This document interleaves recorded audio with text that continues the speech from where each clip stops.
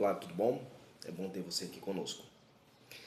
Eu quero me dirigir a você que é membro de uma igreja presbiteriana, membro da minha igreja presbiteriana, membro da igreja presbiteriana de modo geral. Você já se perguntou por que você é presbiteriano? Você já se perguntou por que existe um sistema chamado de presbiterianismo? Pois é, nessas pequenas vídeos aulas nossas, nós vamos tentar apresentar para você o sistema presbiteriano. O sistema que você diz que professa, que você diz que crê, que você diz que é membro, que você tornou-se membro de uma denominação com o nome do sistema de governo ou com o nome do sistema de doutrinas. Então, a primeira questão que nós podemos considerar sobre esse aspecto, nós estaremos trabalhando nesse livro aqui, O Sistema Presbiteriano, do autor W. Roberts, ok? Então, nós estaremos trabalhando esse livro nessa sala de literatura para que você possa, no mínimo, entender o que é o sistema presbiteriano, tá bom? Nós vamos começar trabalhando sobre o sistema presbiteriano propriamente dito. É-nos dito que tanto a letra como o espírito da palavra de Deus nos permite fazer um estudo sistemático do ensino bíblico.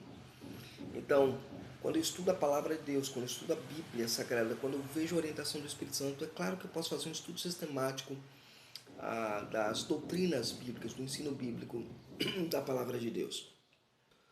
Por isso, a Igreja Presbiteriana formulou um sistema que contém princípios e costumes que ela... Então, eu falo de princípios e costumes dentro do presbiterianismo, eu estou falando daquilo que a igreja como um todo professa, ok? Nessas aulas, nós vamos expor de maneira resumida o sistema de verdades contidas nos padrões da igreja, os padrões confessionais, ou, em outras palavras, buscaremos responder a seguinte pergunta: quais são as características fundamentais do sistema presbiteriano de fé e de prática? Em outras palavras, quais são as características fundamentais de um presbiteriano? Como eu posso me identificar como um presbiteriano? Será que eu sou presbiteriano no coração, na vida, no entendimento, na cosmovisão presbiteriana?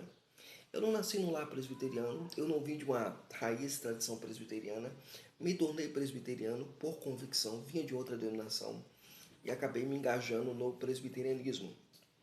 Então, depois disso eu comecei a entender um pouco do que é ser presbiteriano ao longo dos anos, enquanto crente e também enquanto pastor presbiteriano. Então, primeiro vamos considerar a ideia fundamental envolvida no presbiterianismo. A palavra presbiteriano não designa apenas o adepto de uma forma particular de governo eclesiástico. Portanto, o sistema presbiteriano não é apenas o código de leis que rege uma determinada organização religiosa. Esse é o primeiro equívoco que as pessoas confundem. As pessoas geralmente entendem o presbiterianismo apenas como um sistema de governo.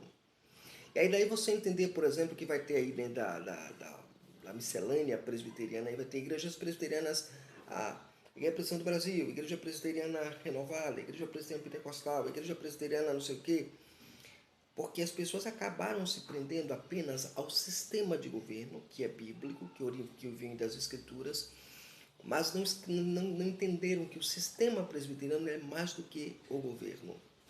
Um sistema, ou seja, uma filosofia, seja de teologia, pode ser definido como uma classificação lógica de verdades afins sobre o império de uma ideia predominante, ou seja, um sistema de pensamento, um sistema de vida, uma filosofia de vida, ela tem um carro motriz, ela tem uma força motriz, ela tem uma ideia fundamental, uma ideia fundante, uma ideia voltada para um entendimento mais acurado do que seja a verdade por trás de todo o sistema, né? Nenhuma verdade tem existência de maneira isolada. Há viva interdependência entre as verdades. É a relação harmônica de verdades que interdependem sob uma ideia fundamental comum, que equivale a um sistema. Então eu tenho um sistema que está concatenado com outras ideias. Eu tenho um sistema de governo, mas por que é um sistema de governo representativo? E tem pessoas que acham que nós somos democráticos, né? Não, o presbiterianismo não é a questão de democracia aberta ou absoluta. O presbiterianismo é uma cristocracia. Cristo governa sobre os presbíteros, né? Com os presbíteros, a igreja. Na verdade, através dos presbíteros. É uma monarquia. Você tem o rei da igreja, o senhor da igreja, e você tem aí os presbíteros regendo esta igreja através do sistema presbiteriano de governo. Ok? Muito bem. E não se deve julgar um sistema de verdades isoladamente, por qualquer uma das suas partes, nem por características acidentais, mas sim por todas as suas partes de conexão lógica com a verdade fundamental. Então, eu não posso dizer assim, o presbiterianismo é ruim por causa desse aspecto. Porque eu não tenho, os presbíteros têm essas dificuldades, ou as pessoas têm essas dificuldades, ou eu acho que o sistema não deveria funcionar dessa forma. Não é uma coisa isolada que faz destruir todo o sistema. Mas eu preciso olhar todo o sistema como um todo, ver a lógica do sistema para poder entender como funciona. Então eu preciso ir atrás dessa ideia fundamental. E qual é a ideia fundamental do sistema presbiteriano, do presbiteriano? Qual é a ideia que você, como presidente, deve acreditar? A doutrina da soberania de Deus é a ideia fundamental do sistema presbiteriano. Nós entendemos que Deus é soberano e, por ele ser soberano, ele governa sobre todas as coisas, inclusive sobre nós. A soberania de Deus significa o controle absoluto de tudo quanto existe e tudo quanto é exercido por Deus. Deu para entender isso aqui, né? Então, a soberania de Deus é exatamente isso. Soberania significa o controle absoluto de tudo quanto existe e de tudo quanto Deus exerce seu domínio. O Espírito de Deus, onipotente, onipresente, onisciente, eterno e supremo, governa todas as coisas visíveis e as invisíveis. Isso nós aprendemos na Escritura Sagrada como um todo, e as governa para os seus fins sábios, santos e justos. Fins esses conhecidos cabalmente por Deus apenas. As finalidades, os objetivos são conhecidos por Deus. Embora na Escritura seja revelado que o fim último de todas as coisas é a glória de Deus. Então, quando eu estudo o sistema presbiteriano, eu estou mergulhando na doutrina da soberania de Deus. Você crê na soberania de Deus? Eu também creio. Então, nós somos, nessa definição, presbiterianos. Definirei, pois, o sistema presbiteriano da seguinte forma: é o corpo de verdades e leis religiosas que tem como verdade fundamental a soberania de Deus. Isso é presbiterianismo. Você pergunta, o que é presbiterianismo? Presbiterianismo é o sistema de corpo de verdades e leis religiosas que tem como verdade fundamental a soberania de Deus. Ou seja, as regras que nós temos na Escritura, o padrão de culto, o padrão de adoração, o padrão de liturgia, o padrão de vida prática, né, são coisas que fazem parte, são elementos que fazem parte do sistema presbiteriano que tem como ideia fundamental a soberania e o governo de Deus sobre cada um de nós. Ok? Seguindo para o princípio central da soberania de Deus, decorre o que? De fé e prática. Então, se eu tenho o princípio fundamental, que é a soberania de Deus, então agora eu tenho que expressar esta crença e viver sob esta crença, fé e prática. Não adianta você dizer que crê na soberania de Deus se você não crer nessa soberania e também não vive debaixo dessa soberania, ou como se não existisse essa soberania. Lembre-se de Tiago, quando Tiago vai mencionar lá um fato na sua carta, no capítulo 5, que alguns vão dizer assim, nós vamos acordar, comercializar, fazer as coisas, e Tiago diz assim, não, vocês não devem dizer dessa forma, vocês devem dizer, se Deus assim quiser. Se for da mão de Deus, não só acordaremos, viveremos, mas também negociaremos e fazemos aquele projeto. Então, isso significa estar debaixo da soberania de Deus. A minha vida prática está debaixo da soberania de Deus, ok? A primeira coisa que deve verificar-se quem pesquisa a verdade religiosa é se Deus, que é a verdade eterna, realmente falou orientando os homens em matéria de fé e de conduta.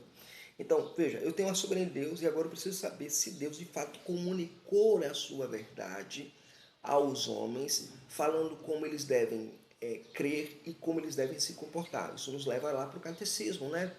O catecismo vai perguntar para nós é, o que as Escrituras nos ensinam de forma principal. E o Catecismo vai responder para nós que as Escrituras nos ensinam de forma principal o que o homem deve crer a respeito de Deus e o que Deus requer deste homem. Então, esses dois princípios estão abalizados na teologia presbiteriana, abalizados na teologia calvinista, ok? Muito bem. Então, todos os cristãos que afirmam, né, que Deus falou aos homens e que essa revelação se acha entesourada na Bíblia, e aí vem a questão, mais outro elemento importante do conceito da soberania de Deus, veja, Deus é soberano, Deus exige de mim conduta e prática, crença e prática, e agora como eu vou saber disso? É através da vontade revelada de Deus aonde? Nas Escrituras Sagradas. E aí é interessante isso, né? Porque embora todos os que dizem ser cristãos aceitem a Bíblia como palavra de Deus, nem todos a consideram como regra de fé e prática. Ou seja, a Bíblia não é só a escritura, né? É a escritura mais alguma coisa, a escritura mais as novas revelações, a escritura mais alguma ideia que, adicionado ao sistema de doutrina da soberania soberana graciosa do Senhor, que se revela a nós através da sua palavra, nos dizendo o que devemos crer e como devemos agir, né? Fé e prática. Não esquecemos nunca disso. Muito bem. E aí eu tenho aí essa questão para ser considerada, né? Poderíamos dividir a cristandade em 4 classes de pessoas, ou 4 classes nesse assunto. Os racionalistas, os liberais, os católicos e os evangélicos, ok? Então vamos considerar primeiro como os racionalistas. Eles negam que a Bíblia seja realmente a palavra de Deus. Então, para eles, a Bíblia não é a palavra de Deus, embora alguns se considerem cristãos, mas a Bíblia não é realmente a palavra de Deus. Os liberais, por sua vez, afirmam que a palavra de Deus está contida, né? Está contida nas Sagradas Escrituras, mas negam que toda a Bíblia seja a palavra de Deus. Porque muitos desses liberais vão ensinar, em sua grande massa, de que a Bíblia está cheia de mentiras, de mitos. E esses mitos precisam ser extraídos para que a verdade seja aceita para o homem moderno. Outros vão entender que a Bíblia ela tem a parte da palavra de Deus, mas ela só se torna verdadeiramente palavra de Deus quando ela é pregada e você sente no seu coração, chamado de empirismo, na prática dessa questão da religiosidade da Bíblia Sagrada, ok? Muito bem. E você vai ter também um outro grupo, né? Alguns liberais colocam também a razão em pé de igualdade com a Escritura Sagrada como fonte do conhecimento religioso. Então, qual é a fonte da epistemologia? Qual é a epistemologia? O conhecimento de quem é cristão. É a razão e não a Bíblia. A Bíblia não é a fonte do conhecimento, mas a razão é a fonte do conhecimento, entendem alguns desses liberais. Os católicos. Vejam, os católicos, os que se assim se denominam, sustentam opinião bem diversa ao do racionalismo. Tanto católicos, gregos, como os romanos e os anglicanos afirmam que a Bíblia é a palavra de Deus, mas também aceitam as tradições e a voz da igreja como fontes legítimas de autoridade religiosa ao lado da Bíblia. Mas não apenas ao lado da Bíblia. Na discordância entre a Bíblia e a Escritura, um grupo destes vai dizer assim: a Bíblia é inferior à tradição, porque a tradição gerou a Bíblia. Então a Bíblia, logicamente, está subordinada à tradição nesta concepção religiosa. Ok? E, em consequência disso, sempre tem substituído as Sagradas Escrituras por mandamentos de homens e decretos de concílios, né? Parece que as igrejas elas acabaram entrando também nesse modus operandi, né? Enquanto a Escritura diz uma coisa, o concílio diz outra, fico com o concílio e não com a Escritura. E por fim, os evangélicos que combatem as 3 posições acima mencionadas, ok? Em oposição às 2 primeiras, sustentam que a Bíblia é, em sua totalidade, a palavra de Deus e que cada uma das suas partes é divinamente inspirada e divinamente infalível, né? Ela é inspirada, infalível e inerrante. Quanto os católicos gregos e os católicos romanos, e até quanto os anglicanos, afirmam que a Bíblia é a única regra de fé e prática e rejeitam a tradição como regra de fé. e tomam para o seu moto, neste assunto, a nobre senha: a Bíblia e somente a Bíblia é a religião dos protestantes. Embora este moto seja verdadeiro, é bom lembrar que nós nunca devemos fazer como muitas pessoas fazem, a escritura nuda a escritura. Não.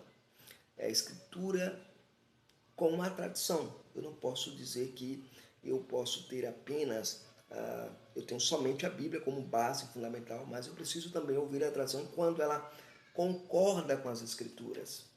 Quando ela vai contra as Escrituras, a gente rejeita toda a tradição que vai contra a palavra de Deus, que vai contra o Evangelho do Senhor. A tradição nunca será superior à Escritura.